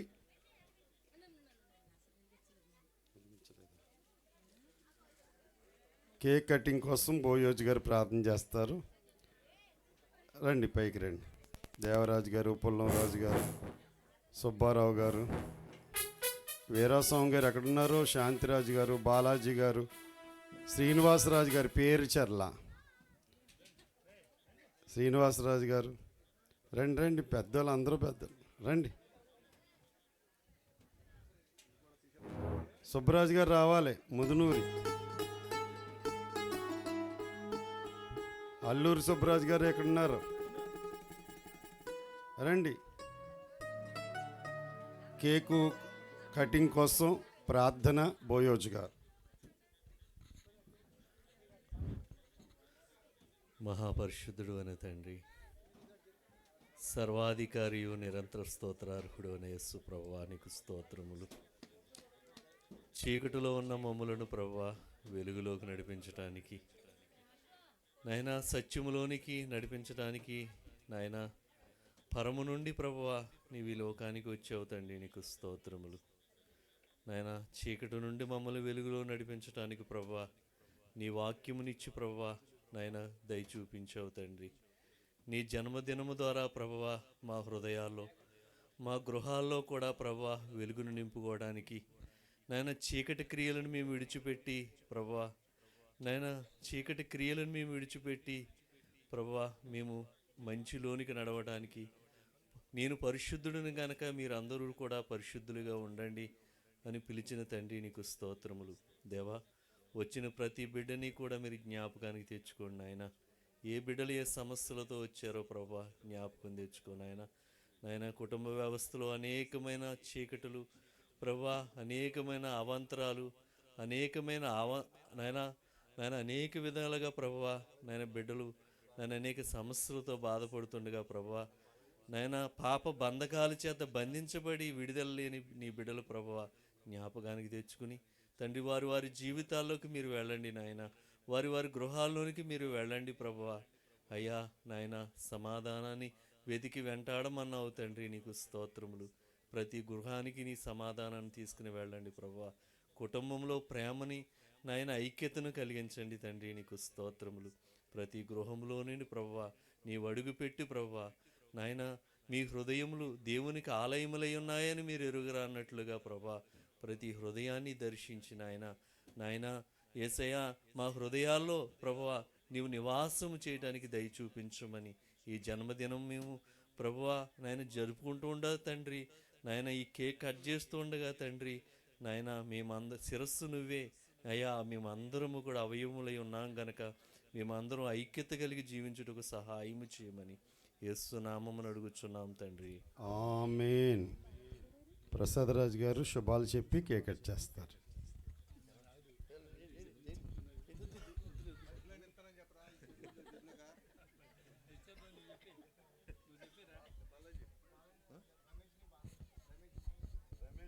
బాలాజీ గారు ఎక్కడున్నారో రావాలి.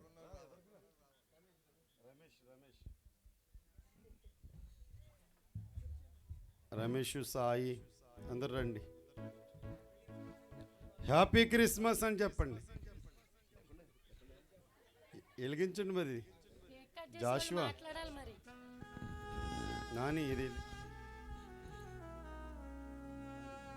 ఈ గ్రామంలో ప్రజలు ప్రసాదరావుని ఏం అడుగుతున్నారంటే ఈ చెరువులో నుంచి ఆ చెరువులో పైప్ లైన్ వేయించమని ఎమ్మెల్యే గారిని అడగమని అడుగుతున్నారు. ఇక్కడ చాలామంది అడిగారు, అది చేసి పెట్టమని తనను కోరుకుంటున్నాం.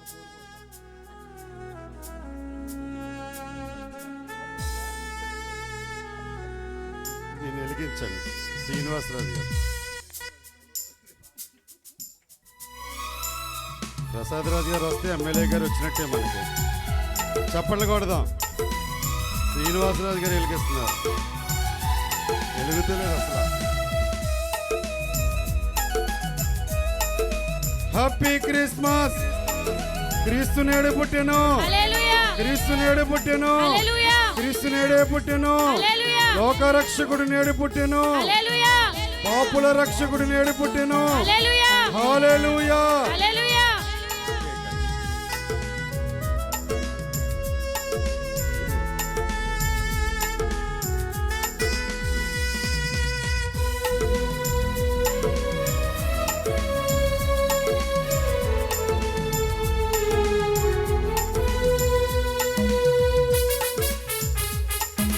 తండ్రి యొక్కయు కుమారుని యొక్కయు పరిశుద్ధాత్మ నామములో క్రిస్మస్ కేక్ కట్ చేయించున్నాను.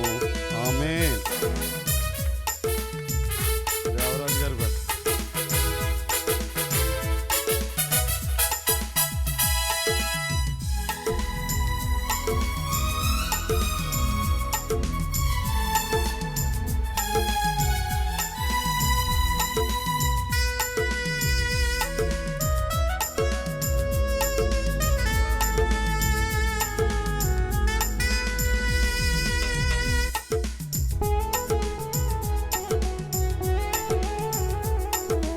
శాంతిరాజు గారు 2 మాటలు చెప్తే శుభాలు బాగుంటుంది.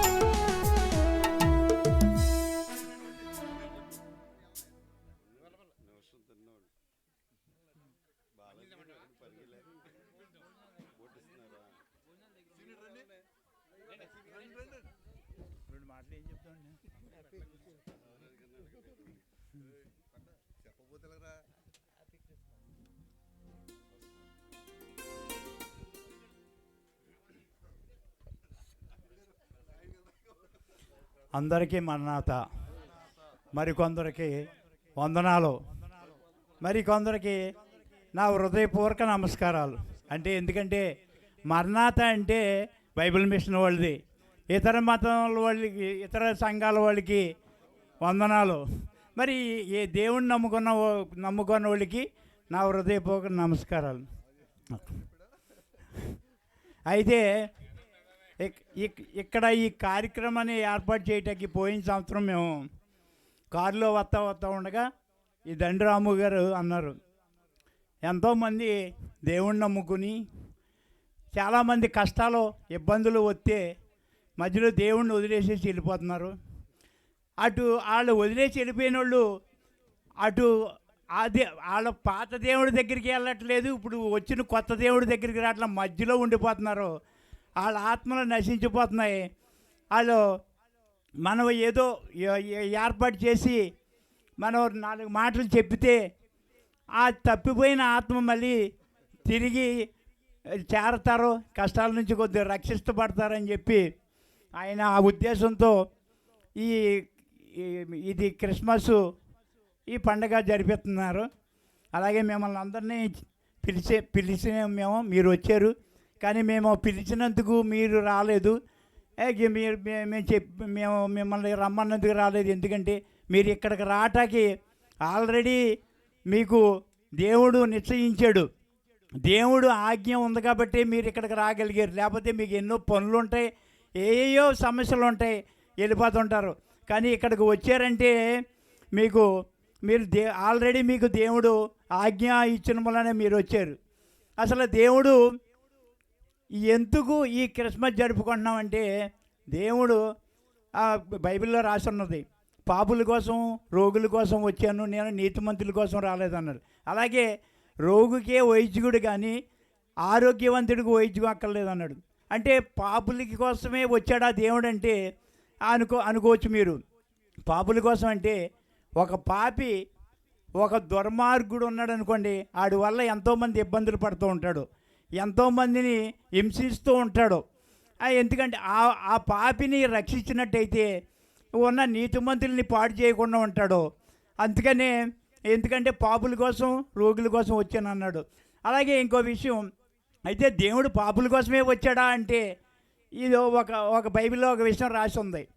ఒక కాపరికి 100 గొర్రెలు ఉండి అందులో ఒక గొర్రె తప్పిపోతే 99 గొర్రెలను అక్కడ ఇడిచిపెట్టేసి ఆ గొర్రె కోసం డొంకల్లోని కొండల్లోని గుట్టల్లోని తిరిగి ఏ డొంకలోనో ఆ గొర్రె దొరికిందనుకోండి, దాన్ని భుజం ఎక్కించుకుని వచ్చి ఎంతో ఆనందపడతాడు.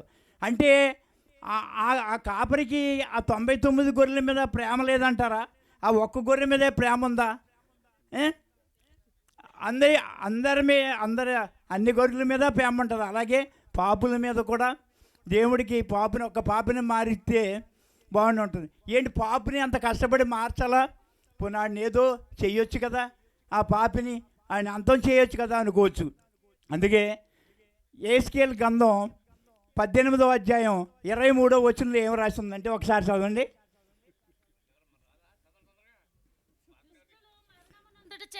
దుష్టుల మరణము పొందుట చేత నాకేమాత్రమైన సంతోషము కాదు. వారు తమ ప్రవర్తనను దిద్దుకుని తన ప్రవర్తనను దిద్దుకుని బ్రతుకుటయే నాకు సంతోషం. ఇదే ప్రభువు యెహోవా వాక్కు. అంటే అక్కడ దేవుడు అంటున్నాడు, ఏ దుర్మార్గుడిని నశించిపోవడం నాకు ఇష్టం లేదు, ఆ దుర్మార్గుడు మనసు మార్చుకుని అతని జీవితమే నేను సంతోషించేవాడిని అంటున్నాడు. చూడండి,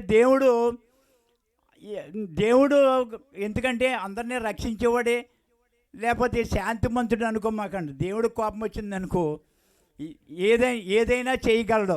దేవుడు తలుచుకుంటే ఒక్క దెబ్బ కొట్టాడు అనుకోండి, నేల మీద మోకాళ్ళ మీద పాకాలి, తిరుగుండదు. ఎందుకని అలా చేయడంటారా? దేవుడు కోపం రాదంటారా? దేవుడు ఒక మార్గాన్ని వెళ్తుండగా తన శిశువులతోటి దానికి ఆకలేస్తుంది. ఆయనకి ఆకలేస్తూ ఉండగా ఒక అంజూరపు చెట్టు కనపడుతుంది. ఆ చెట్టు దగ్గరికి వెళ్ళి ఈయన కాయలు ఉన్నాయేమో అని చూస్తూ ఉంటాడు. చూస్తే అది పూత టైము కాదు, కాయల టైము కాదు. వెళ్ళేటప్పటికి అది చూస్తే ఆకులు తప్ప ఏం కాయలు ఉండవు. అప్పుడు దేవుడు అంటాడు, ఈ చెట్టు ఇక ఎప్పటికీ కాయదు కాక అంటాడు. అనేటప్పటికి ఆ దారిని వెళ్ళి మళ్ళీ వచ్చేటప్పటికి ఆ చెట్టు చచ్చిపోయి ఎండిపోయి ఉంటుంది. అప్పుడు శిశువులు అంటారు, ఏంటి ఎంత గమ్ముని చెట్టు చచ్చిపోయింది ప్రభువా, ఇంత త్వరగా ఈ చెట్టు చచ్చిపోయింది ఏంటి అని అంటాడు. ఆ చెట్టు చచ్చిపోవడమే కాదు, మీరు కూడా అంతే. నేను చెప్పిన నా మార్గాన్ని నడవకుండా మీ ఇష్టం వచ్చినట్టు నడిస్తే మీరు కూడా అలాగే నశించిపోతారని చెప్తాడు దేవుడు. అంటే చూడండి, దేవుడు అందరినీ శాంతిగా కాపాడుతాడు అనుకోమాకండి. దేవుడు ఆజ్ఞ ప్రకారంగా నడుచుకోకపోతే దేవుడు ఏమైనా చేస్తాడు. ఉదాహరణకి నేను చాలా చెప్పాలనుకుంటున్నాను, కానీ టైం లేదు. ఇక్కడ మీకు భోజనం లేట్ అయిపోయింది. మీకు ఎవరు పడితే వాళ్ళు ఎదట వాళ్ళని పాడు చేయటం కోసం, లేకపోతే ఎదట వాళ్ళని ఇంపించడం కోసం, వాళ్ళని ఎన్నో ఇబ్బందులు పెడటం కోసం చూస్తూ ఉంటారు. కానీ అలా అలా చేయటం చేస్తూ ఉంటారు. అయితే అది కరెక్ట్ అంటారా? మీకు చిన్న విషయం చెప్తాను, అర్థం చేసుకోండి. ఎవరి పని వాళ్ళు చేసుకోవాలి తప్ప ఎదుటి వాళ్ళు దాంట్లో ఏలు పెట్టకూడదు. ఒక ఊళ్ళో ఒక మహా ఋషి ఉన్నాడంట. అతను తన ఇంటికాడ ఒక చెట్టు ఉంటే చెట్టు కింద తపస్సు చేసుకునేవాడట. తపస్సు చేసుకుంటూ ఉండగా అదే ఇంటి ఎదురుగుండా ఒక ఒక ఒక ఆవిడ నివసించేదంట. ఆవిడ ఏషియా. ఆవిడ నివసిస్తూ ఉండగా ఈ ఋషి ఆవిడని చూసి ఆవిడ ఇంటికి ఎవరో ఒకళ్ళు వెళ్తూ ఉంటే ఆడు తెచ్చి వాళ్ళ ఇంటికి వెళ్ళిన వాళ్ళు మగవాళ్ళ దగ్గరికి వెళ్ళి తెచ్చి ఒక బెడ్ వేసి ఇవ్వడంట, రాయి తీసుకొచ్చి వేసి ఇవ్వడంట. అలాగా కొంతకాలం అయిన తర్వాత ఆయన గుమ్మాలో పెద్ద గొట్ట అయిపోయిందంట. గొట్ట అయ్యేటప్పటికి ఒక రోజున ఆవిడ పక్కంపడి వెళ్తూ ఉంటే ఆవిడని అడుగుతాడంటారు ఆ ఋషి, ఏమా నువ్వు చేసి తప్పు కదా ఇది, నువ్వు ఇలాంటి తప్పు చేస్తున్నావు, నువ్వు చేసిన పాపాలు చూడు ఎంత గొట్ట అయిపోయిందో. అంటే అయ్యా నేను నాకు ఏ పని చేయలేను, నాకు ఎవరో పని ఇవ్వట్లేదు, నేను నా పిల్లల్ని బతికించుకోవడం కోసం నేను ఈ పని చేయడానికి తప్పట్లేదు అంటే, నువ్వు చూడు ఎంత పాపం చేసావు అనేటప్పటికి ఆవిడ ఈ గుట్టను చూసి కంగారు పడి గోరిని ఏడిచి ఇంటికి వెళ్ళిపోయిందంట. కొంతకాలానికి ఆవిడ చనిపోయిందంట. అలాగే ఈ ఋషి కూడా చనిపోయాడంట. అప్పుడు పైకి వెళ్ళిన తర్వాత పుణ్యలోకం పాపలోకం అనే 2 లోకాలు 2 ద్వారాలు ఉన్నాయంట. ఇతను డైరెక్ట్గా వెళ్ళిపోయి పుణ్యలోకానికి గుమ్మంలోకి లోనకి వెళ్ళిపోతున్నాడంట. అక్కడ గుమ్మం కాడ ఉన్నవాడు అన్నాడంట, బాబు నువ్వు వెళ్ళాల్సిన దారి ఇది కాదు, పాపలోకానికి వెళ్ళాలి, నువ్వు ఈ లోకంలోకి నువ్వు వెళ్ళకూడదు అన్నాడంట. ఏయ్ అలా చెప్తావేంటి, ఇక్కడ కూడా మోసం ఉందా, ఇక్కడ కూడా లంచాలు ఉన్నాయా, నేను అక్కడికి వెళ్ళకపోతే నేను మహా ఋషిని, నేను ఎన్నో సంవత్సరాల నుంచి నేను తపస్సు చేస్తున్నాను, ఇక్కడికి వెళ్ళకపోవడం ఏంటి అని అన్నాడంట. వాళ్ళతో తరిగిస్తుంటే ఇలాగా దేవుడు వచ్చాడంట. ఏంటి అంటే, నేను మహా ఋషిని భూలోకంలో, నేను ఎన్నాలో తపస్సు చేశాను, నేను ఈ లోకం కొత్త నన్ను అడ్డం కొడుతున్నాడంట. అంతలోకి ఆ ఏషియా ఎదురు గుమ్మలో ఒక బంగారపు కుర్చీలో కూర్చుని వజ్రాలతో దాన్ని తయారు చేయాల్సిన కుర్చీలో కూర్చొని ఉందంట. అదిగో ఇది భూలోకంలో ఎంతో ఏసిది, ఎన్నో పాపాలు చేసింది, దాన్ని కుర్చీలో కూర్చోబెట్టుకుంటావా, ఇక్కడ కూడా మోసమేనా, ఇక్కడ పాపాలు జరుగుతున్నాయా అని చెప్పి గొంతులేస్తాడంట. ఒరే బాబు అలా కాదు, ఒకసారి ఇట్రా కిందకు చూడు, నీ ఇంటి వైపు ఒకసారి అన్నాడంట. కిందకు చూడగానే పెద్ద రాళ్ళు కొట్టుందంట. ఏంటిదంటే ఆవిడ దగ్గరికి ఎంతమంది వస్తున్నారో అంతమందికి ఒక రాయి వేసానంట. ఆవిడ బతుకు తెరువు కోసం ఆవిడ పని ఆవిడ చేసుకుంది, పిల్లల్ని బతికించడం కోసం. నీ పని నువ్వు చేసుకోకుండా ఎదటోళ్ళు ఏం చేస్తున్నారో చూసి ఆవిడ పాపాన్ని నువ్వు పోగేసుకున్నావు, నీ పుణ్యాన్ని ఆవిడ సంపాదించుకుంది, అందుకనే ఆవిడ అక్కడ కుర్చీలో కూర్చుంది. నువ్వు నరకానికి వెళ్ళాలంటే కాళ్ళ మీద అడి నేను చేసింది తప్పదే నా నరకానికి వెళ్ళాడంట. చూడండి, ఎవరైనా సరే ఒకళ్ళకి అడ్డం పడినా, ఒకళ్ళకి అన్యాయం చేయాలన్నా వాళ్ళకి సహాయం చేయకుండా ఎవరి పని వాళ్ళు చేసుకోకుండా ఇలా వచ్చి ఎవరైనా నరకం తప్పదు. ఎవరైనా సరే దీన్ని చెప్తూ అందరికీ మన్నాత. మా శాంతిరాజు గారు ముగింపు మాటలో బిగింపు మాటల్లో చెప్పారు, దేవుడికి మహిమ కలుగును గాక. కళ్ళు మూసుకుందాము, ప్రార్థన చేసుకుని ముగింపు ప్రార్థన చేసుకుని దీవెని తీసుకుందాము.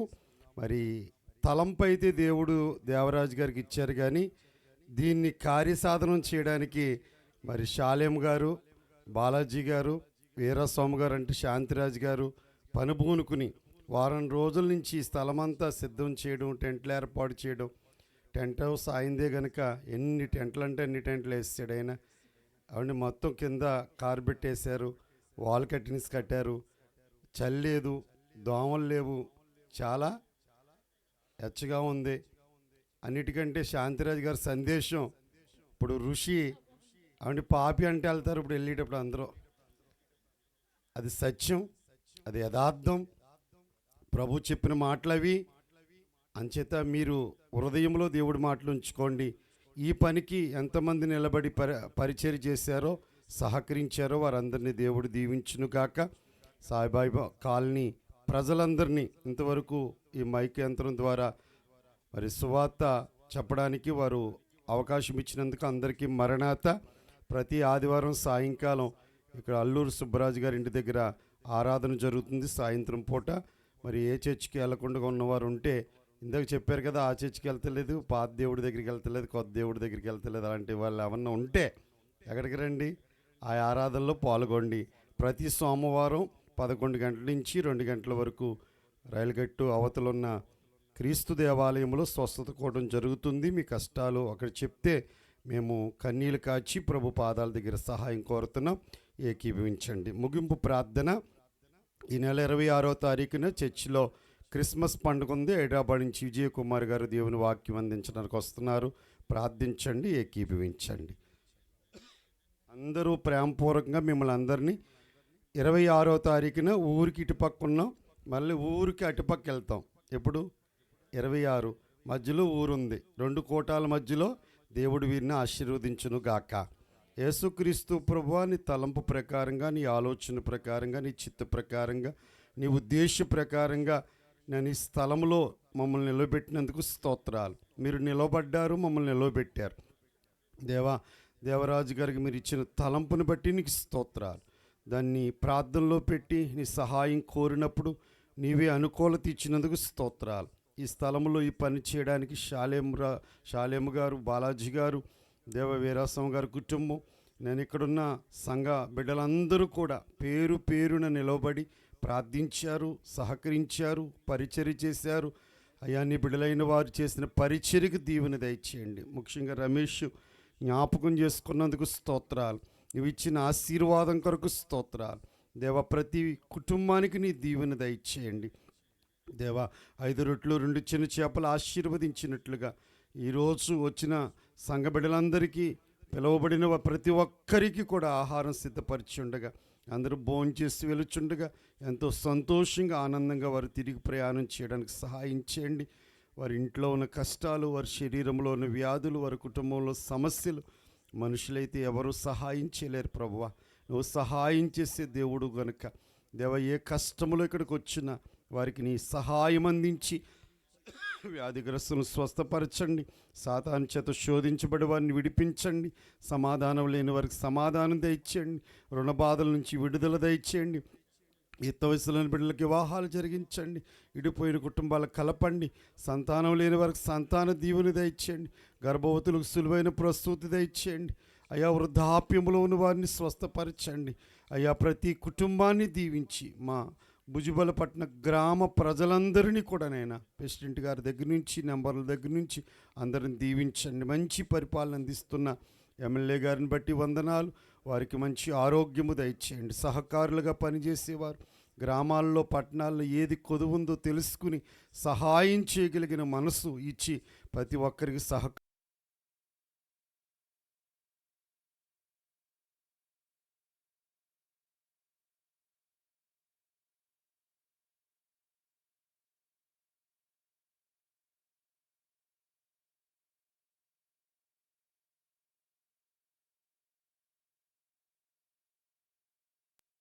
క్రీస్తు నామమున ప్రార్థించి వేడుకొనుచున్నాను తండ్రి.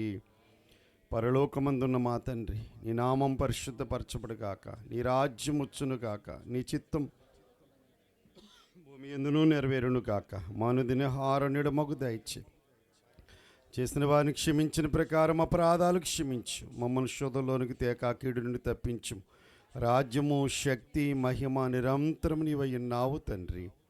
ప్రవేశు రక్తమే చేయు అపవాదికి లయం. ప్రవేశు రక్తమే చేయు అపవాదికి లయం. ప్రవేశం సంపూర్ణ విజయం, అపవాదికి ఎంతకాల నాశనం. హల్లెలూయా, హల్లెలూయా, హల్లెలూయా. స్తోత్రం, స్తోత్రం, స్తోత్రం. ఆమేన్, ఆమేన్, ఆమేన్.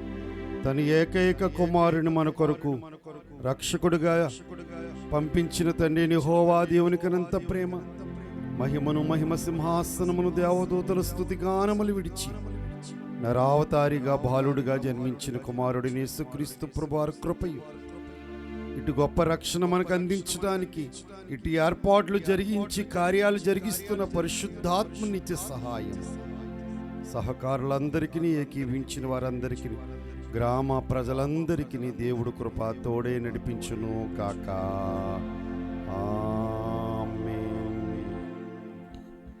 వాక్కు వినవచ్చిన వారలకు వాక్యహారమొంటిని పెంచే ఆకలితోనున్న 5,000 గని కారే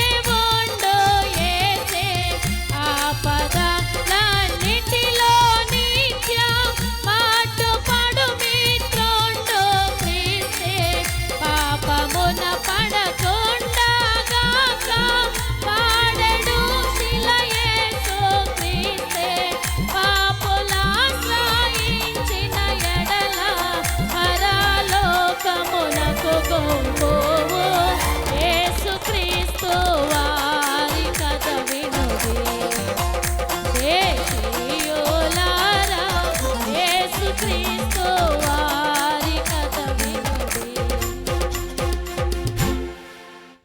త్రియేక దేవునికి స్తోత్రాలు. పరిశుద్ధులందరికీ మరణాత, అందరికీ మరణాత. మరణాత. మరణాత అనగా యేసు ప్రభు త్వరగా వచ్చుచున్నారని అర్థం. ఎవరైనా ప్రార్థన చేయించుకోవాలంటే ఎదురుకు వచ్చి ప్రార్థన చేయించుకోండి. మరణాత. మంచి సౌండ్ సిస్టమ్ ఏర్పాటు చేసి